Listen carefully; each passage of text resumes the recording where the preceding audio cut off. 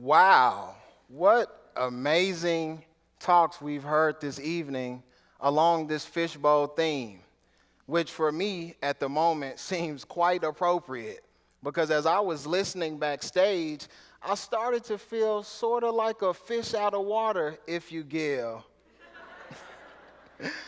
Nevertheless, here goes my best dive. Right. Over the years, something I've learned is that an easy way to engage someone is to tell them I'm an urban and regional scientist, a fancier title for an urban planner, someone who plans for cities and communities. I also usually share that I'm an environmental planner specifically with the focus on infrastructure and flooding, a topic that's gotten quite popular in the context of climate change. This then gets them talking not only about who they are, but also where they live and what it's like. By the way, professionally, I'm technically a planner. Personally, I've barely made it here this evening. I've been flying by the seat of my pants ever since I was a kid. And truth is, even on the professional side, my key to success hasn't been that I myself am this great planner, but I discovered early on that the plans write themselves when I listen to the people that occupy the places. In other words, what I've also learned is that an easy way to turn someone off is to pretend as if I know more about their communities than they know about their own. At the core, a planner ought to be a facilitator of people and participation. Because regardless of where we're from or what we look like, we were all born somewhere, currently live somewhere, and will spend the rest of our lives attached to some place. And therefore, community folk are planners in their own right, with the wealth of knowledge on the social, physical, political, and economic dynamics of their communities, and thus should have the agency and power to shape those respective places. This idea of participation in planning isn't new. In fact, it's been around for decades, yet we're still actively working to get it right. Fortunately, another planner by the name of Sherry Ornstein laid out the blueprint. Ornstein and other planning scholars argue that planning should aim to foster public participation in a variety of community decision-making, from housing and community development to water and recycling, and more recently, climate decisions. However, Ornstein noted that there are levels to community engagement. Ornstein differentiates between these levels by what she refers to as this empty ritual of participation, which usually lacks thoughtfulness and intentionality, and more meaningful participation that exemplifies power and influence over outcomes. If planners, engineers, and other development professionals embrace this idea of participation, we could empower residents to use community-driven research, analytics, organizing, and mobilization to advocate on their own behalf and to implement community-level programs that level the neighborhood landscape.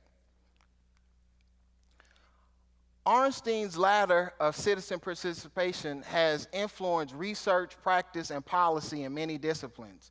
The framework outlines public participation across 8 ladder rungs within 3 broad domains: non-participation, tokenism, and citizen power. At the very bottom of the ladder is non-participation. For example, when developers go into a community to host a one-off listening session where they actually do most of the talking, that's non-participation. Moving up to rungs 3, 4, and 5 are levels of tokenism, where participants are allowed to voice their perspective, but leave with no assurance that their input will materialize into anything meaningful. And finally, we reach the true potential of participation, where Ornstein says that decision-making capacities begin to emerge as participants exercise control over both the processes and the outcomes. And that ought to be the goal of planning. Citizen power, or what I like to refer to as community power, a derivative but much more inclusive and progressive. Planning has a lot of potential, and this framework shows that. When it comes to environment or conditions of a place, community folk have an intuition that's rooted in lived experience. They have indigenous knowledge on everything from what time of the day the mail carrier usually runs or doesn't, to what parts of the neighborhood are prone to flooding. Speaking of which, Ornstein's framework can also be applied to flood disaster resilience.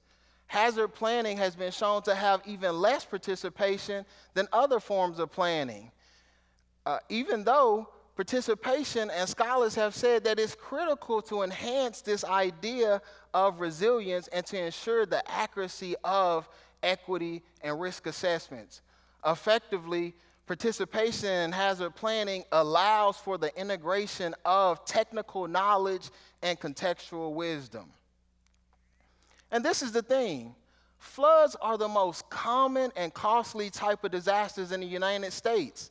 Yet flood management are some of the least funded dimensions of public safety and infrastructure, and usually lacks participation.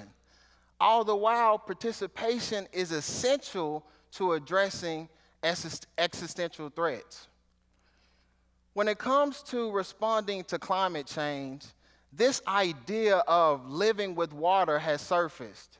But the fact of the matter is that marginalized communities have been living with water since inception. In fact, the very stage that was set for black communities in this country was based on water, usually too much, and often seen as undesirable places to live due to the wet and flood-prone conditions. In the words of one of my late friends and mentors, Dr. Dennis Maletti, this is disaster by design. So let's talk metaphorically. If we think of communities as a stage play production, land use will represent the markers on the stage, while infrastructure will represent the props, systems, or facilities by which the actors live, work, and play. The quality of the performance and the production, options for how the actors move, interact, and communicate, and access to basic technology and technical support are all predicated on the inventory, condition, and distribution of these critical props and systems. In communities, these are fundamental matters of environmental justice.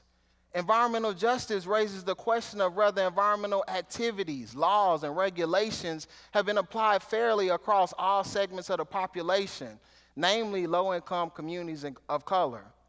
Thus, infrastructure management, both just and unjust, metaphorically and quite literally sets the stage for all neighborhood outcomes, from those annoying potholes to public safety. Actors or community folk know what they need to give their best performance. Likewise, directors or planners can support actors in making sense of their performance and lived experiences, both during everyday circumstances as well as disastrous circumstances. Therefore, participation from both the inside and the outside is key. In fact, moving up the ladder that Ornstein developed is the democratic gateway to more resilient communities. Whether we know it or not, the future of planning and science more broadly is increasingly social and participant-driven. I discovered this while writing my dissertation titled The Infrastructures of Equity and Environmental Justice as a doctoral student at Texas A&M University, where I met a group of brilliant black and brown community students on the east end of inner city Houston who are already engaged on a number of environmental issues and went by the name the Green Ambassadors. Upon partnering with them,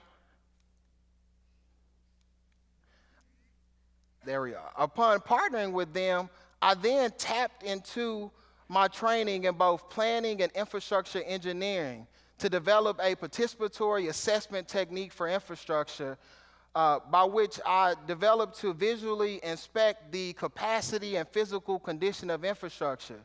The technique allows for the identification of infrastructure concerns and solutions and can be applied across a number of infrastructure systems from streets and roadways to storm drains. We piloted the technique on the East End of Houston in their communities. In a mobile survey form, they use these visual descriptions of what functioning infrastructure ought to look like to determine whether or not the systems in their community passed or failed based off these descriptions. We then used an algorithm, applied numerical weights to the visual descriptions, along with the pass or fail responses to derive a numerical score ranging from 0 to 100. Everything 70 and above was considered passing. Everything below 70 was considered failing. This technique in community science was the first of its kind connecting flood risk to the infrastructure systems designed to provide physical protection. And I know some of you all might be wondering, or at least I suspect, that how can we trust this data? Well, to address that head on, we then collaborated with some of my other engineering colleagues and set up an experiment by which we tested the community science data against trained engineers and LiDAR technology. What we found was that there was not a statistically significant difference in the quality of data between community scientists, trained engineers, and LiDAR technology. I'll wait. See, I told you they were brilliant. And that participation can be powerful. Fast forward, some of my more recent work has involved similar approaches, partnering with communities in the city of Baltimore around issues related to basement sewage flooding. My lab is working with residents to do indoor visual damage inspections as well as basement floor swabs to test for waterborne bacteria, to paint this comprehensive picture of the challenges that these communities are facing to ultimately plan for solutions. If planners engage communities in participatory processes, they would allow for the identification of unmet needs, allow for opportunities to be identified in terms of improvements to the built environment. They will be able to ensure equitable distribution of resources, build trust, and communicate progress towards flood disaster resilience. Other programs and planning that have involved participation include, for example, Adopt a Drain, a program that wants to mitigate flooding, save taxpayers' dollars, and ultimately keep storm drains free of litter and debris. Or Tree Vitalize, a program that's designed to build capacity in communities to plan for, plant, and care for trees. If these programs with proper compensation, workforce development, community credit, and power, they have tremendous potential because in the end, planning, again, is the democratic gateway to more inclusive, just, and resilient communities. As society presses forward through a globally changing climate, with some parts of the planet receiving too much water and others not enough, amongst a number of other social, physical, political, and economic challenges, participation may offer us something that physical remedy simply cannot. Furthermore, community science in the context of infrastructure and flood resilience involves the transparency, accountability, and participation that the people deserve. Thank you all so much.